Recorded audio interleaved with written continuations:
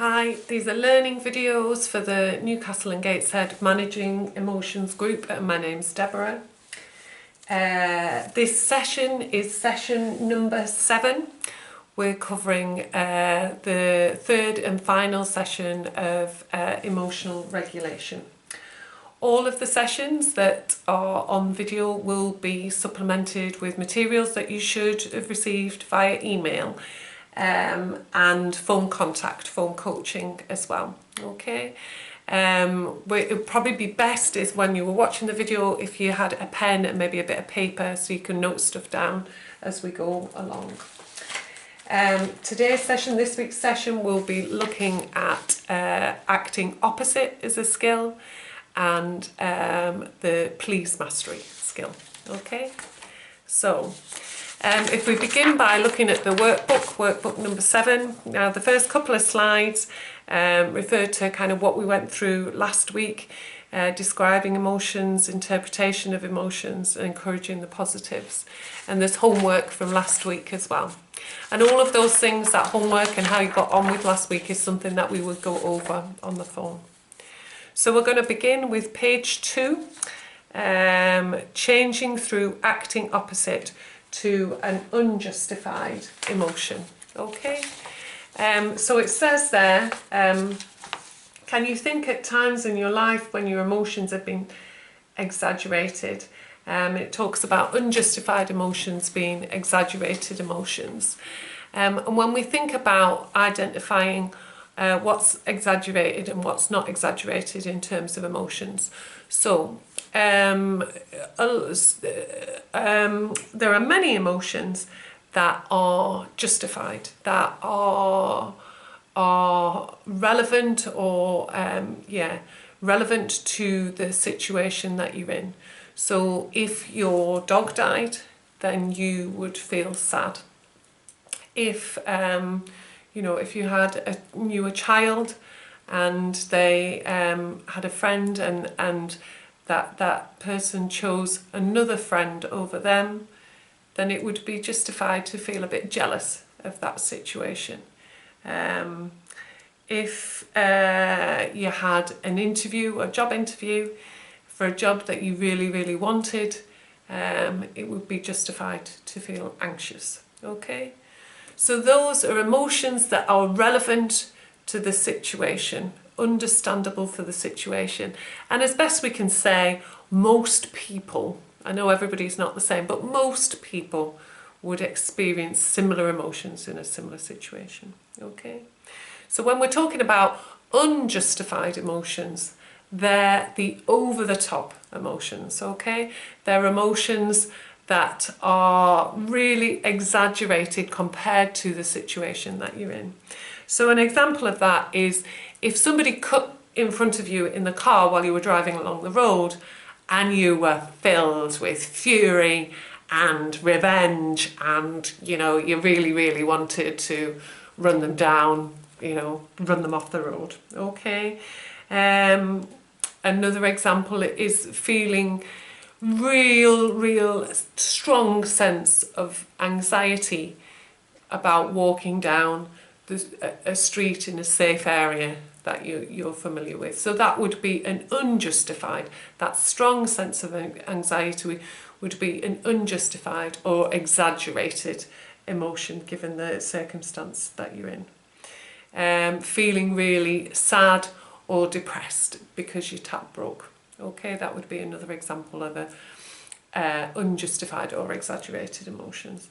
And that's what, when you, in terms of using the acting opposite skill, is it's specifically for targeting, for working with those unjustified emotions. Okay, now attached to your email there's a little video clip about acting opposite, and you might want to take a break and watch that video clip now, or you might have watched it already, and that'll give you some more idea about acting opposite.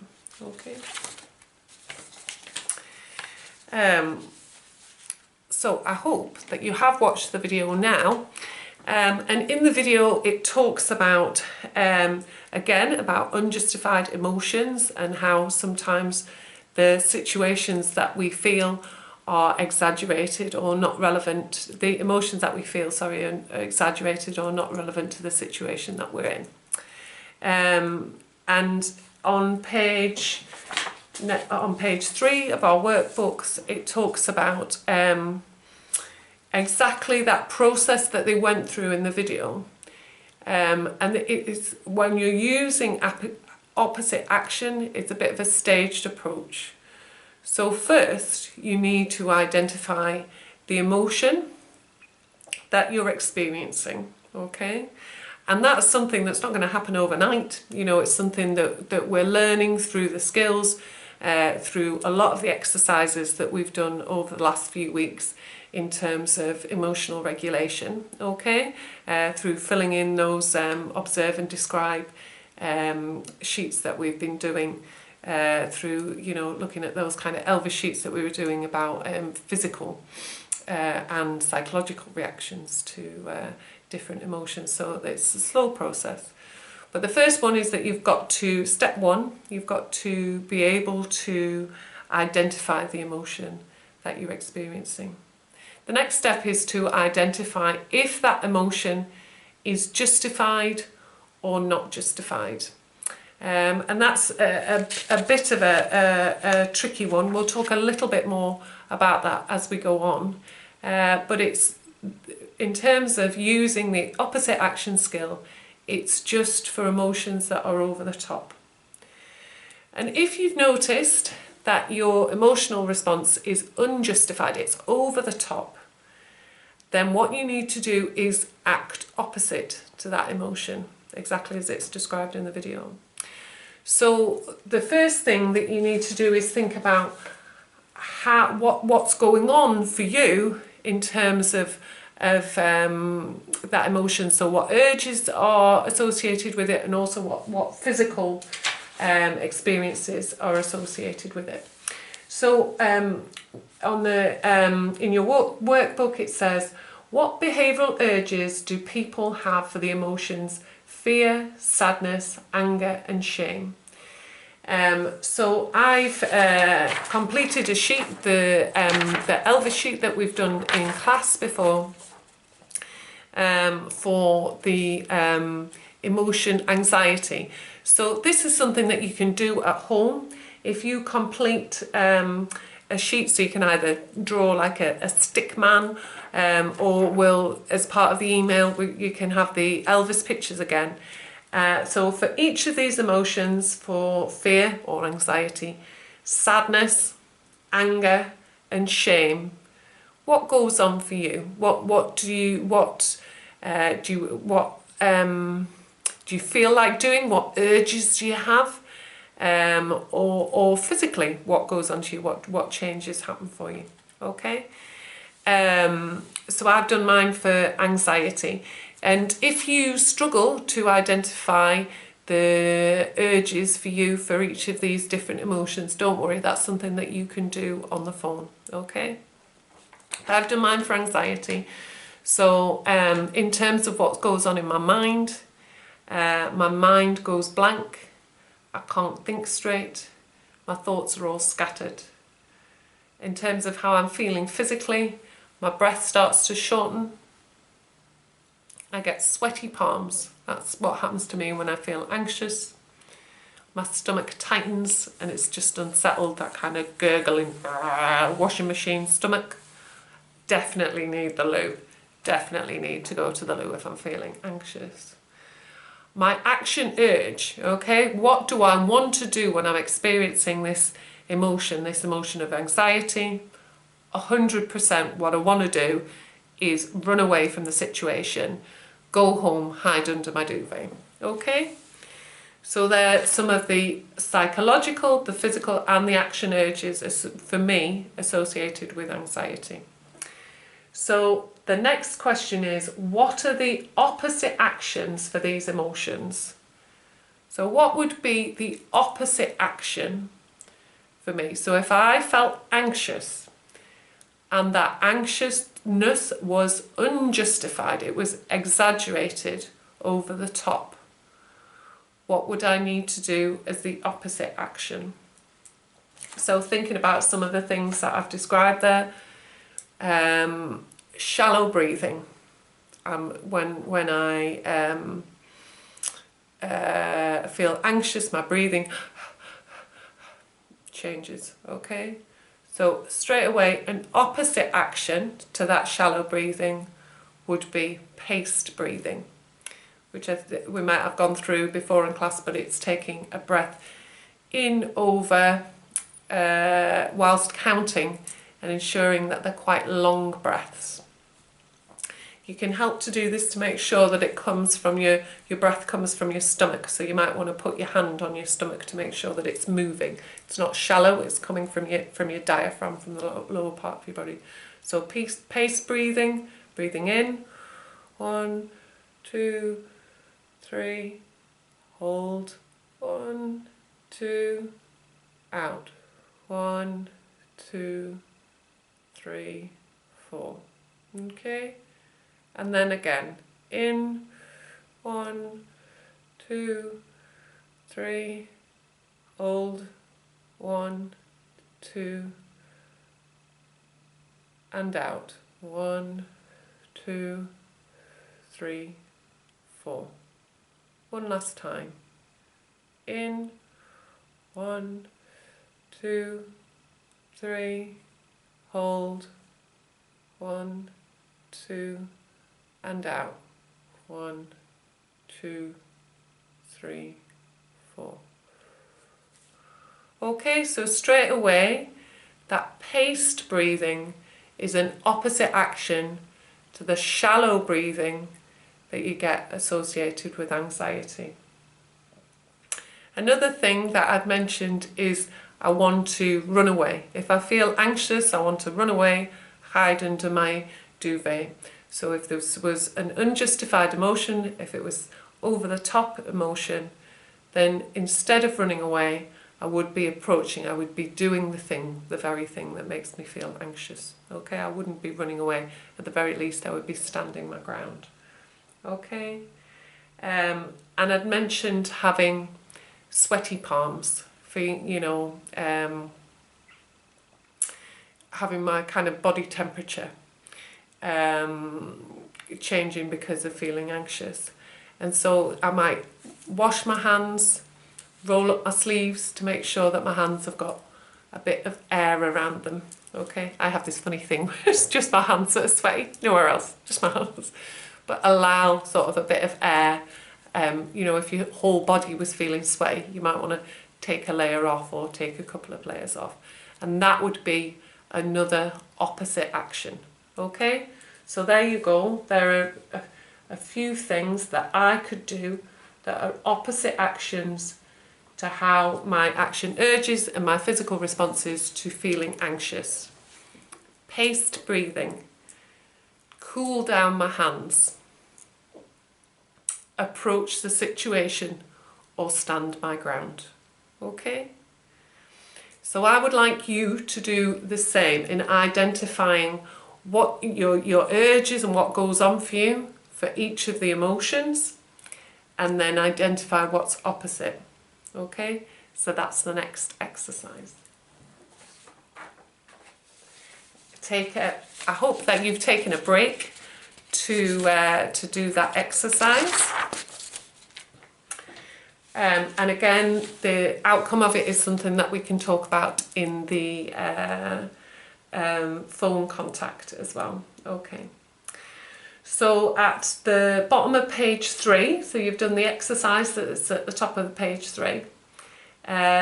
So change through acting opposite to unjustified emotions. So it talks here about the stages in managing unjustified emotions. You need to be aware of your emotions to be able to act opposite, and to think about your key emotion is. So because sometimes we have our favourite emotions that we kind of our go-to emotions. So essentially, to be able to use acting opposite and notice if we're being over the top in our emotional response, the more we know about our emotions, the better. Okay. And it says here it talks about how you keep doing the behaviour if your emotion isn't justified. So that's very much what I described about me feeling anxious. So if I thought that it was exaggerated, then I would stand my ground, or I would approach the situation. If the emotion is justified, make amends, apologise, and then get on with life. Acting opposite to the emotion will help the emotion decrease, okay? Slowly change the feeling, helpful if your emotion isn't realistic for the situation. However, if the problem, like guilt or shame, don't repeat actions that in your wise mind you believe aren't right. So obviously you've got to use your wise mind. There might be reasons why you feel guilty. You know, it might not be acceptable to act in that way, and that's not what acting opposite is about. So on the top of page 4, it asks you, what do you think about acting opposite? And it's just, there are a few questions. What skills can you use to change your behaviours and reactions? What might be difficult or unhelpful? So just thinking about this approach as it's just been described to you in the video and in my bit of teaching, and then in that exercise. Do you think it's a good idea? Do you think it's a rotten idea? What do you think about acting opposite? So again, if you pause the video now and just write down a few things, maybe problems that you can see in the future if you were trying to use it, or just generally, maybe you might want to write down, oh, I don't understand this, what on earth is she going on about? You know, just write it down and see what you think about using this skill in your everyday life. So take a pause. Okay, well, welcome back. I hope you've taken your pause. Use the problem solving to help with justified emotions. So as I mentioned earlier, sometimes we might feel shame or guilt or anxiety, and that might be for a real reason. You know, we might be justified in that emotion. So it talks there about problem solving. So an example is, if you're afraid, if you're feeling frightened, you might need to reduce the threats. So if you're feeling frightened because you have to walk a distance in the dark in a unfamiliar area, late at night, then you might think, reduce the threat, maybe get a lift off a friend or take a taxi. If you feel guilty about something you've done, you might want to make amends with that person or in the situation. If you're feeling sad, and again, if you think of that example that I'd given earlier about the death of your dog, if you're feeling sad, that's a justified emotion, so you might use ways to comfort yourself. If you're feeling angry, you might be right to feel angry. You might have been mistreated, or there might have been some form of injustice. So then in that situation you might want to assert yourself appropriately and use your problem solving skills. Okay, so that's it. That's using opposite action for unjustified emotions and thinking about what to do for justified emotions. The next bit of the teaching looks at reducing our vulnerability to negative emotions, and it talks there on the top of page 5 about the different states of mind. So and this is what we've gone through already: logical mind and logical mind thinking, emotional mind and emotional mind thinking, and wise mind. And that's if you think of those two circles that we've drawn and we've had in previous workbooks, those two circles that kind of connect in the middle. So you have emotional mind, logical mind, and in the middle is wise mind, where the two are connected. So there's like just a brief reminder in your workbook about what logical mind and emotional mind look like. So logical mind is approaching things intellectually, thinking things through rationally and logically. So remember we did that exercise, and it's things like, you know, reorganising your cupboards, planning a shopping trip, making a journey from A to B. That would be using your logical mind thinking. Emotional mind thinking is thinking and behaviour that's controlled by an emotional state. Hot cognitions, and it says reasonable thinking is difficult or unlikely. So that's that kind of sense when you're feeling very anxious. Oh, I have to do this. I have to get home now. I have to leave this situation. Or if you're feeling angry, you know, I have to make that person suffer. I have to ensure that they suffer for the injustice that they've dealt out to me. Okay? And that would be emotional mind thinking. It's not your rational mind thinking. Wise mind, as it says here, is that connection between the two. And it's where you're connecting both your emotional mind thinking and your logical mind thinking. And that's something that you'll be able to kind of work towards as time goes on with the course. I wouldn't worry about it too much if it's something that confuses you. So the next bit, we're looking at trying to keep out of the emotional mind state, because what we know is that when our emotions, whatever they are, be they sadness or anger or anxiety, when they're really impacting on our thinking and on our behaviour, that's when we can get into trouble. That's when we do the more impulsive behaviours, okay? So it talks on the slide about what aspects of lifestyle are important to keeping you out of emotional mind, what keeps you well, okay? What plays a part in you becoming less well or puts you into an emotional mind state. And you might want to pause the video again and write down a few things that you think already, oh, totally, I know what makes me go into emotional mind state, and I know what kind of keeps me out. Now, as usual with DVT, we have a wonderful acronym or mnemonic to help you remember different possible things that could impact on your vulnerability, your resilience, or your vulnerability to emotional mind thinking, okay? And the acronym that I use is Please Mastery. It's one of the acronyms that is probably makes the least amount of sense. It's really quite bad, this one. But the areas that it covers, the key areas that it covers that we all need to think about in terms of staying resilient, not being vulnerable to emotional mind thinking, are really important. The acronym itself, it's not so great. It's probably not one of the ones that's, you know, most complained about. So the Please Mastery acronym is at the top of page 6. And it lists all the areas, all the things that can impact on your resilience, on your vulnerability to emotional mind thinking. And these might have been things that you've thought of already. Oh yeah, you know what? When I don't get enough sleep, then I'm much more likely to be emotional in my thinking. Okay? When I haven't been balancing my food, when I've been eating too much, I'm much more likely to be exaggerated in my thinking. Okay, so it goes through each of the areas in the workbook. So it talks about treating physical illness. Okay, being sick lowers your resistance to negative emotions, so take care of your body, take prescribed medication, seek medical help when needed, treat physical illness. And that again, you know, it's common sense made difficult, a lot of this work, okay? What we know is that when you're feeling physically unwell, it will easily impact on how you're managing your mental health, your emotional resilience, how you can manage that. So the next one is balanced eating. Try to eat the amount of kind foods that make you feel good, not too much or too little. Eat regularly and healthily.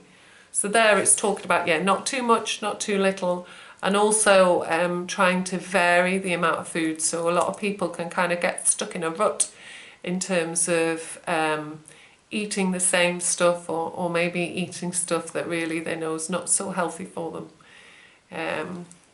So that might be something that you get caught up in, and we know for sure that that can impact on your mental health and on your thinking.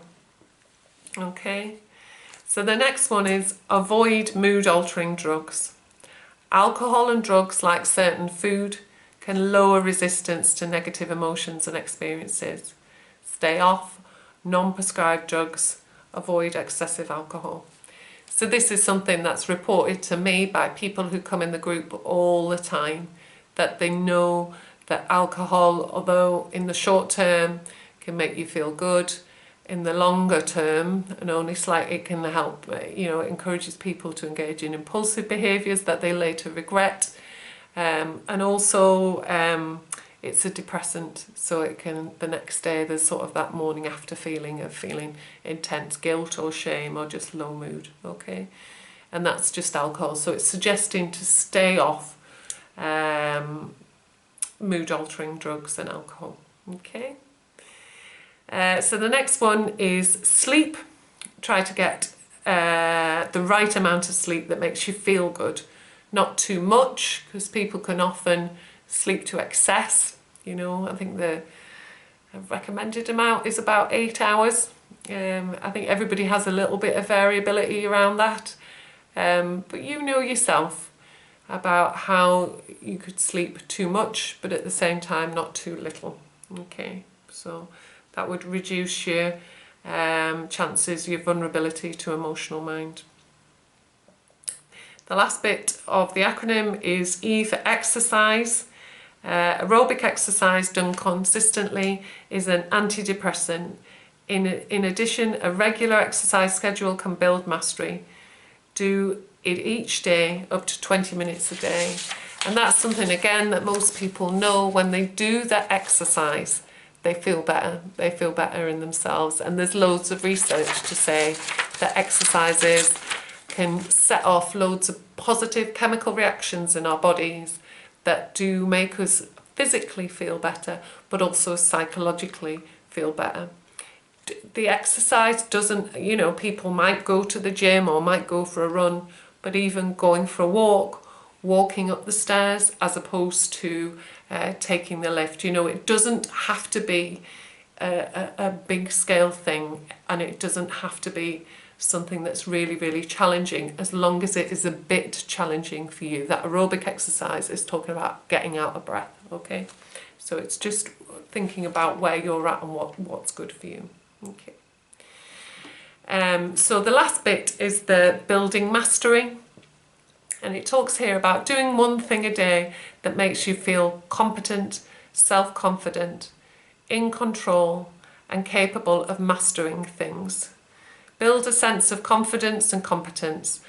Building a sense of competence and competence can make people more able to challenge the low mood and other negative emotions. So essentially there it's talking about doing things that make you feel good about yourself, achievements. So that might be something significant like a college course, or kind of a big project of making something for somebody. Sorting out decorating a bedroom, okay, that might be a big project like that. But it might be a small project like opening the mail, opening a couple of letters that day, getting dressed, making sure you've brushed your teeth and had a shower for 3 days, okay? So it can be big things, building mastery, it can be I've done in other groups learning how to crochet, or learning a language. It can be something significant and big, but it might be just something small that's cleaning your windows, or like I say, kind of getting dressed and brushing your teeth that day, okay? And that's what they're talking about, building mastery. It says at the bottom there, building mastery usually means doing something that's a bit hard or challenging. So as long as it takes you out of your comfort zone, it pushes you, it means that it's something that you haven't done, that you've been putting off and that you don't particularly feel comfortable, but at the end of it, you think, you know what, I'm really pleased that I did that. That's what building mastery is. So it talks here, look at the handout at the back of the booklet and set yourself a target in any of the areas discussed. Okay, so at the back of the booklet there's a little, there isn't, it's on your email, I'm lying. On your email you'll have the target table, and it goes through the areas in Please Mastery that we've just discussed there. What I would like you to do is to score yourself on a scale of 0 to 10 in terms of how happy you are with your kind of how you're getting on in each of these areas that are described on the table, okay? So I'll give you an example. So treat physical illness. So 0 is you're not happy at all with how you're treating your physical illness, and 10 is you're very happy. So 0 might be, you're not following, you're not doing the exercises that the physio gave you for your back, you're not taking your medication for your blood pressure as prescribed by the doctor, and also you know that you're eating food that's setting your allergies off, and you know that it's food that does set your allergies off and give you a really sore stomach, but you're eating it anyway. Okay, so if you think that it's something, you know what, I'm really not trying in this area, I'm going to give myself a 0 or a 1 for that. Okay, and so I would like you to do that to score yourself. So 0's where you're not really trying, you're not really achieving what you would like to in that area, and 10 is, you know what, I'm doing the best I can. When it comes to my sleep, I'm doing the best I can. I've got a regular bedtime routine. I'm having a bath before bed. I'm making sure I don't have anything that kind of wakes me up before bed, like being on a screen or having caffeine. So I'm going to give myself a 9 or a 10 for my sleep. Okay, so I'd like you to go through each of the areas and score yourself on a scale of 0 to 10. And from that, I would like you to identify an area that you'd like to work on and think about a goal. Okay, so if your area was, for example, sleep, so you'd realise that actually sleep had the lowest score, maybe it was a 2 or a 3 out of 10, you thought, you know what, really I'm not doing very well with sleep.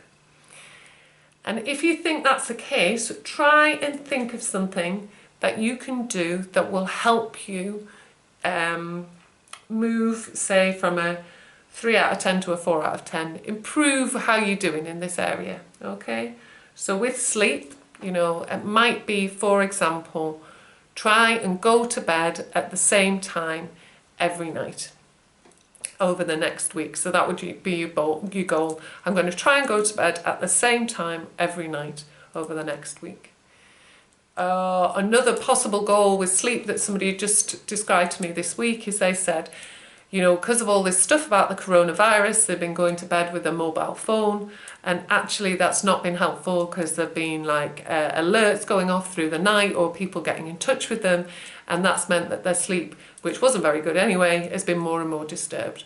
So a goal for this week might be making sure I leave my mobile phone downstairs this week, or putting my mobile phone on airplane mode when I go to bed this week. Okay?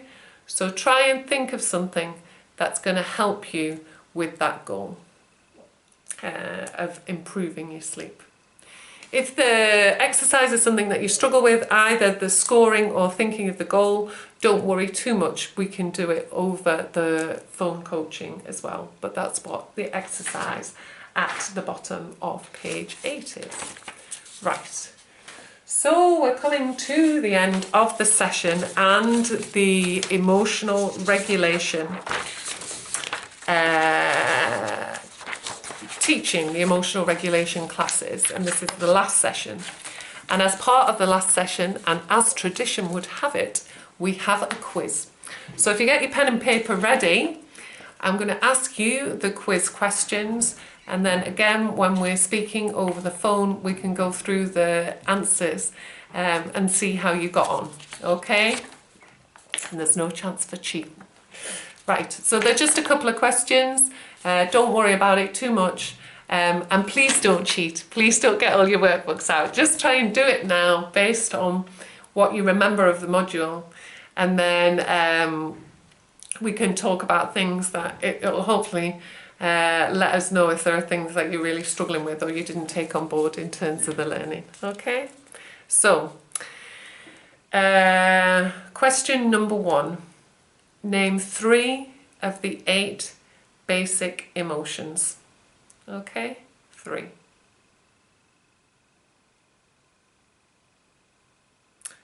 Question number 2.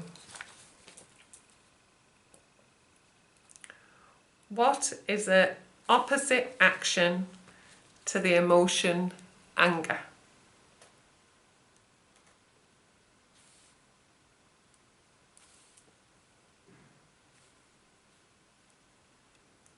Question number 3. Name a skill you could use daily to stay out of emotional mind.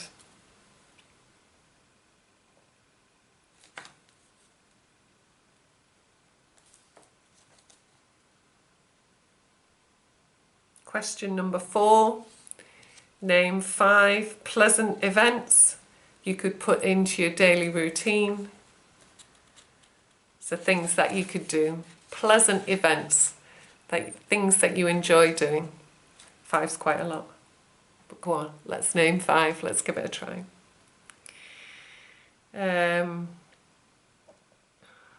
Question number 5. Observing and describing can help you with identifying emotions. Is that true or is that false?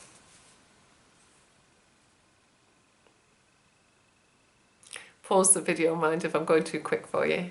If I move on to the next question and you're like, oh, I'm finished, just put it on pause, that's fine, I don't mind. So that's question number 5. Question number 6. What does the E stand for in please mastery? Now that's a bit of a trick question because there are 2 E's in please mastery, but just do one of them. What does any one of the E's stand for? Okay.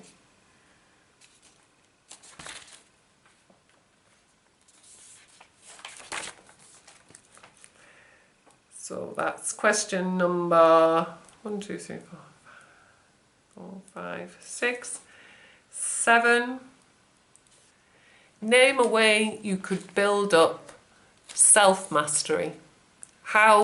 What's a way that you could build up mastery? Something that could help you feel good about yourself. What could you do? And the last question.